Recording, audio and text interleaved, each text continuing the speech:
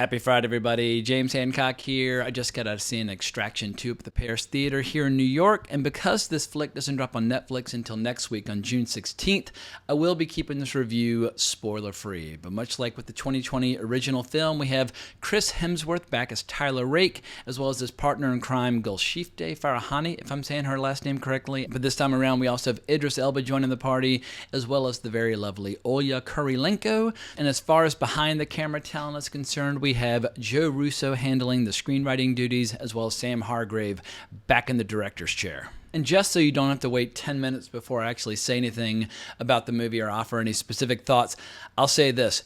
Extraction 2 has like a 30-minute action sequence at one point with the illusion of one long continuous shot that is going to absolutely blow people's minds. And Chris Hemsworth, he is completely, totally fucking badass from start to finish in it. I mean, it is an incredible feast for the senses while you watch it. However, that's about all the movie has to offer. It has yet another great action sequence, which is good but not as good. And then it's got a third major action sequence, which is like, it almost feels like the movie ran out of money or ran out of gas or ran out of ideas. But if you like balls to the wall, R-rated action with a lot of brutality and blood and gore and knives in the ribs and people getting nails in their faces and being caught on fire and just all the things you get from an R-rated action movie that you can't get from like Marvel or whatever the case might be, Extraction 2 absolutely will deliver. If you are a Netflix subscriber and you love action, then it's a no-brainer. Definitely watch it. Whether or not people should pay money to go see it in the theater, I mean, Netflix, I think they only have a couple theaters in the entire country, so only a handful of people even have that option. So that's a slightly tougher sell. Like, it's not as satisfying an action movie as John Wick Chapter 4. And obviously, it sucks for this movie that a really cool action movie came out a couple months ago because inevitably people are going to be drawing comparisons because Sam Hargrave's style of action, it bears some similarities to that kind of gun fu style employed by director Chad Stahelski over the John Wick franchise. But Sam Hargrave's style is a little different. It's definitely more reminiscent of the Russo brothers style, and that makes sense because he comes from the Russo brothers camp. I mean, he started out as a stuntman working on movies like Captain America Winter Soldier. And now, obviously, you have one of the Russo brothers, at least, handling the screenwriting duties and also producing the movie. So it makes sense that Sam Hargrave's style would feel Russo-esque. But for my money, I hope that Sam Hargrave will start to distance himself from the Russos because I feel like Joe Russo in particular as a screenwriter, he's gone from one of my favorite filmmakers working today to one of my least favorite screenwriters working today. Almost like he's developed like an allergy or an aversion to writing any screenplays with any sort of style or originality or personality.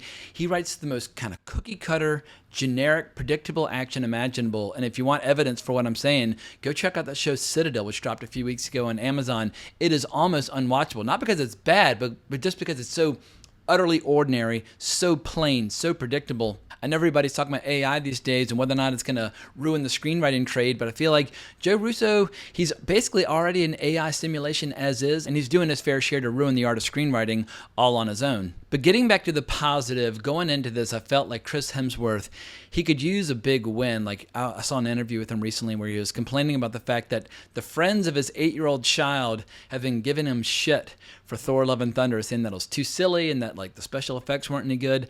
And I find it hilarious how in like today's media climate, whether it's through social media or YouTube or whatever the case might be, even 8-year-old children have become film critics and media pundits and that sort of thing. And so, yeah, everybody's got an opinion. And I feel like this movie definitely felt like Chris Hemsworth trying to prove that he is still one of the baddest motherfuckers on the planet. And I guess I have a question for all you out there. At what point does somebody become a badass movie star? There's a lot of debate about who are the remaining movie stars. Obviously, Tom Cruise is a movie star. Leonardo DiCaprio is a movie star. But for my definition, a star is somebody where they're bigger than the franchise. Like when you would go see a Harrison Ford movie in the 90s, it was because it was a Harrison Ford movie, like Air Force One, so on and so forth. Like people wanted to see Harrison Ford as the fugitive. They didn't really care that it was the fugitive. But I think that Chris Hemsworth has graduated beyond Thor. I mean, I love him as the Son of Odin. I think he's a total badass. And obviously, I had a lot of fun watching him as Thor, the Son of Odin, over the last 10 years. But I think Chris Hemsworth is charismatic as hell, and he is completely fucking jacked and shredded in the way that you want an action hero to be. I mean, obviously, he's probably never going to be as big as, like, The Rock, but he's pretty goddamn huge, and I find him very compelling and very convincing with the physical side of this stuff. And now that he's getting into his 40s, I think he just turned 40. He's almost there. Actually, let me check real quick. Chris Hemsworth, he was born in 1983, so he'll be 40 in August. But he's starting to get a little gray in the beard. He's starting to get a little weathered. He's getting like the crow's feet around his eyes. But he's still like, got muscles stacked on muscles. It makes him a little more hardcore that he's got this kind of like grizzled, weathered look in addition to just all those physical attributes. And while this screenplay is very serious and is not funny at all, he always finds ways to inject a little humanity or a little humor or a little heart into little moments, whether he's like winking at a little girl in the elevator when he's trying to protect her or whatever the case might be. But I feel like Joe Russo should be thanking Chris Hemsworth for injecting so much star power and life into what is otherwise a very boring screenplay. And as I was watching this sequel, I realized I watched the Extraction movies because of Chris Hemsworth, not because of Joe Russo, not because of Sam Hargrave. I think Sam Hargrave is well on his way to becoming one of the biggest action directors out there, but it remains to be seen if he can do anything outside the Extraction universe. I think he's doing Prophet, based on the Image comic starring Jake Gyllenhaal. So that'll be an interesting that'll be interesting new terrain for him to explore and kind of prove himself again. So just to reiterate my point, I do think that Chris Hemsworth is a movie star who has come into his own over the last 10 years. And I think as long as he keeps hurling himself into his work the way he has been, the next 10 years are going to be incredible for Chris Hemsworth moving forward. And there's a great early scene which exemplifies this in the flick. If people remember, at the end of Extraction, Chris Hemsworth's character, he is all fucked up. Bullet wounds in the throat, he's bleeding all over, he's falling into a river. I mean, he is at death's door. And a big chunk of this flick at the beginning is watching his recovery process. And I always love watching an action hero having to kind of claw their way back from the brink. We saw a little bit of that in Kill Bill, but I guess my favorite example of that from my own childhood was when I saw Hard to Kill starring Steven Seagal, where early on in the movie he comes out of a coma and has to slowly but surely kind of claw his way back from the brink. But everybody loves a good montage and a good training sequence, and I love how this flick, Chris Hemsworth, he's been in a coma, none of his limbs work, he's all fucked up, but once Idris Elba shows up and gives him an assignment, suddenly it's like a Rocky IV training sequence, snow and doing squats with rocks and doing pull-ups with ropes and so on and so forth, or just doing push-ups. He just slowly but surely wills himself back into superhero condition, and it was one of the best parts of the movie. And I'm not quite sure how much of his own stunt work Chris Hemsworth likes to do or is allowed to do, but for the most part, the choreography, the close-ups of the fight scenes in this movie, are pretty goddamn hardcore. I mean, just like you see even in the trailer with Chris Hemsworth with an arm on fire, breaking out of this prison. I mean, that's definitely the best part of the movie, where he's just going to war with all these total thugs out in this courtyard. And never at any point is there any of that shaky cam bullshit. You can enjoy and appreciate all the action. And as you're watching it, you're like, Chris Hemsworth, he does not need the hammer of Thor to be a total fucking badass. And I think he's long overdue in spreading his wings and leaving Marvel behind. And during these action scenes, do your best just to kind of hold your eyelids open, because there are these cool little details that you absolutely will miss if you blink. And without specifying what those gags are, in the second major action set piece, I'll just say there's a battle scene involving a fitness center where it's these split-second moments where they're using the equipment for certain effects. And I was like, whoa. But once again, don't look at your food, don't look at your phone, don't look at your drink. Keep your eyes focused on the action, because they are cramming a lot of interesting detail and gags into all these sequences. And Hemsworth co-star Golshifteh Farahani, she's got some moves as well. I guess if I were to criticize this movie, I would say their chemistry right now, I'd say, is lukewarm water. It's not bad chemistry, but it's not great chemistry. You don't get the sense that they're destined to work together. It's not like Riggs and Murtaugh and Lethal Weapon or something like that, where they just feel like family. But when it comes to the action sequences, the character Nick Khan, she's a total fucking badass in her own right. And it's not one of those action movies where the female character just gets to tap dance through all the action scenes. She gets shot up, she gets cut up, she gets ripped to pieces, just like Tyler Rake throughout the flick. And so on the whole, I applaud Netflix for getting behind this franchise, because if you've been following this channel for a while, you'll know that I have a recurring complaint of mine for the cinematic landscape is that we so rarely get new franchises, new ideas, new characters. And here we have big budget, R-rated action with new characters that we'd never seen on the screen before prior to 2020. And so for that, I tip my hat to Netflix, much respect. They picked a tough year to release this movie because obviously we have John Wick Chapter 4, and we still have Havoc coming our way from Gareth Evans later this year with Tom Hardy. And if you don't know who Gareth Evans is, he made the 2 Raid movies, and he also contributed all the action sequences to Gangs of London. He's a strong contender for the most kick-ass, badass director of action operating anywhere in the world today. But I just noticed that the film Havoc is actually a Netflix project, so who knows, Netflix might end up beating themselves at their own game. But I'll be very curious to see how well this movie performs for Netflix, because Netflix obviously does much better with shows as opposed to movies, and they're in a situation now where they're still the dominant player, but they've scaled back on spending. Not as many shows, not as many movies. They're being much more selective. They need to make every single dollar they spend on productions, they need to make sure that it counts. I don't know how much traffic this flick will have to generate for them to consider it a win, because obviously they're working with a totally different model from like the big studios. If this were being released by Lionsgate, they would need to sell a couple $100 million in tickets. But just speaking for myself as an audience member who would like to see more studios and more streamers getting behind big budget, badass, hardcore, R-rated action flicks, I hope the movie will find a big audience. And while I might be a little lukewarm on certain ingredients in the flick, I genuinely, sincerely hope that the movie will do really well. So with all that positive stuff out of the way, let me get to some of my critiques or criticisms of the movie. And let's start with Joe Russo's screenplay. And I'll keep this brief, but when it comes to his screenwriting style, every line of dialogue, every situation, every action beat, every villain, everything about his approach to the action genre just feels tired, familiar, overused, exhausted. Like, if all I had to rely upon was Joe Russo for my entertainment value, and there wasn't Sam Hargrave delivering balls to the wall kick-ass action sequences, and there wasn't Chris Hemsworth bringing all that star power, I think this movie would be largely unwatchable. I mean, the screenplay by far is the Achilles heel of this. And for whatever reason, Joe Russo seems determined to double down and triple down and quadruple down on this approach. Citadel, which I thought totally sucked, he's making an expanded shared universe for that. And he also wants to make an expanded shared universe for Extraction. My attitude is, not every concept needs to be a shared universe. Sometimes sequels are enough. Like, you don't need to do spin-offs for every single character. Like, just keep making more Extractions and let Tyler be a character in the Extraction series.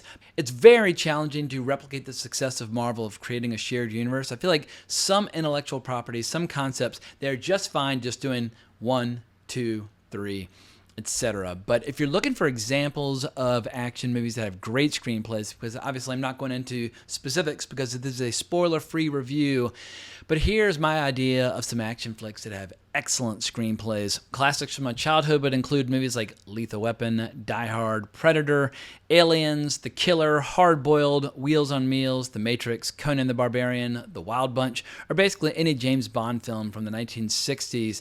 And I feel like a great screenplay takes like a good action movie and elevates it to, all-time classic status. It's what gives an action movie its heart, its balls. It's what gets people coming back to the action movies over and over and over again, quoting it as they watch it with a movie like Point Break. Or if you're looking for something more contemporary, The Night Comes For Us. I think it's one of the most kick-ass action movies of the last 10 years. I already mentioned The Raid 1 and 2. Or hell, just look at the screenplays for the John Wick franchise. Like, those movies are pretty simple, but they built an entirely new world with all these new rules and all these new kind of rituals and ceremonies and whatnot, but they built that whole world from scratch, and I just absolutely love it. And sometimes it helps to weave a little fantasy or sci-fi or western or Japanese samurais, whatever they can be, like mixing other genres in there to give it a little extra flavor. I feel like the John Wick franchise does a good job of kind of picking and choosing from some of the best aspects of the action genre over the last 50 years. But there's not a single moment in this entire movie, Extraction 2, which makes me feel like Joe Russo actually enjoys the writing process, that he's like savoring these lines of dialogue, that he's like, loving, breathing life into this world. It feels like one of those things where he recognizes, oh, we can't shoot the movie until we have some words on paper, so let's just get our homework done and then we can move on and have our fun. I feel like action movies need writers who fucking love the action genre, who are going to create characters and worlds and lines of dialogue where the actors can't wait to sink their teeth into it. And because the screenplay is so plain and so ordinary, you have all these amazing actors where they're totally wasted on the movie, like Olya Kurylenko. I fucking love Olya Kurylenko. She is smoking hot, and it's got some good acting chops, but she's totally wasted on this movie. Idris Elba, world-class actor, totally wasted on this movie. And you also have these villains and these side characters in here where it's like, oh my God, like so many of them are so boring and so predictable and just so annoying. And we have this one annoying kid who keeps betraying Chris Hemsworth's character, and yet Chris Hemsworth keeps trying to save him. And the main villain of this movie, it's almost like they walked into a Walmart and just like bought a villain off the rack and just dropped it right into their story. And another criticism I have is that just because an action scene is long and very busy with a lot going on doesn't necessarily make it more exciting. Like I hate that the cliche less is more, because I feel like less is less and more is more, but more doesn't necessarily mean better. Like we've all seen like shootouts are kind of like, pistols at dawn in a Western where it's like the action is over in a matter of seconds, but it's very exciting. There are times where the action in this becomes exhausting as opposed to thrilling. And I feel like your action sequences should always be exhilarating. They should like send your adrenaline running through you. I mean, you should be like fired up, like craving the next action sequence. And I feel like directors like John Woo or Sam Peckinpah, like they get that. An action scene's a lot like a great piece of music where you need things to speed up or slow down, but it's like it's in a very elaborate dance. And I have no problem watching many hours of action. I mean, I watch MMA every weekend. Like if you include all the prelims, you're sitting in front of the TV for like 7 hours watching people in their underwear beating the shit out of each other in a cage, but they have interviews and they have trailers and they break up the monotony and that sort of thing. So yeah, once again, Sam Hargrave, he obviously really knows what he's doing when it comes to action. He's one of the best in the world. But you're getting into the danger zone when you have many, many people on the screen shooting each other and killing each other and stabbing each other and punching each other, and the audience is like, and just kind of getting bored from just the monotony of the action sequences. And my last critique of the action is that you should never include a CGI stunt unless it's real fucking convincing. I feel like I'd rather watch like an unambitious stunt that's real than a crazy stunt that's obviously fake. Like there are a lot of CGI cars that are flipping and exploding and doing all these crazy things, and I'm like, all right, yeah, whatever, like that looks fine, but it's not exhilarating because there's no stuntman in the car doing something crazy. Like if you watch like the car chase from Bullet, you have real people and real cars doing crazy things, and 50 years later, people still love and adore that entire sequence. Or the chase sequence from The French Connection. It's real, it's insane, and it's totally exhilarating.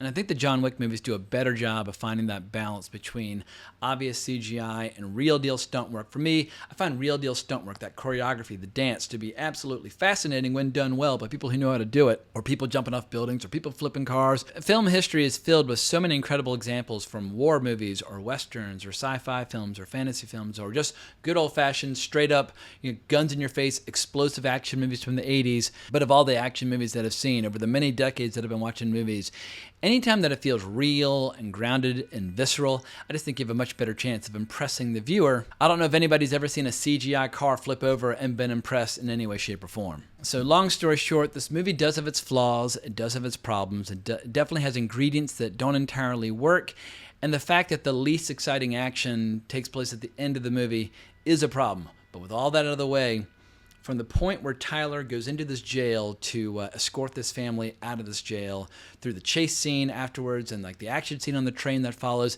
it's like a 30-minute chunk where you're just going to sit back and it'll be like, it'll blow your hair back. It's pretty incredible. And even if it's not the best action sequence you will see all year, it's still some pretty wild, inspired filmmaking. And once again, if you're already a Netflix subscriber, at a minimum, check that out. If you love it, who knows? Maybe you'll like the rest of the movie more than I did. But I hope that Chris Hemsworth will continue to make big budget action movies outside of the Marvel Cinematic Universe. And if they make an Extraction 3, I'll come back, even if I think Joe Russo is just phoning things in and just on autopilot with so many of his projects these days. I do believe in Sam Hargrave, I do believe in Chris Hemsworth, and I wish the best for the two of them moving forward. But I think that's about all I've got to say, so I hope you enjoyed this reaction and review. Let me know what you think down in the comments below, and if you enjoyed this video, please consider hitting that notification bell to be notified about future content. You can also find me on Twitter, where I got my old account back. For 2.5 years, I was in Twitter jail, but I'm once again back at Colbrax. But I hope everybody has a great weekend. But more importantly, as always, onwards and upwards.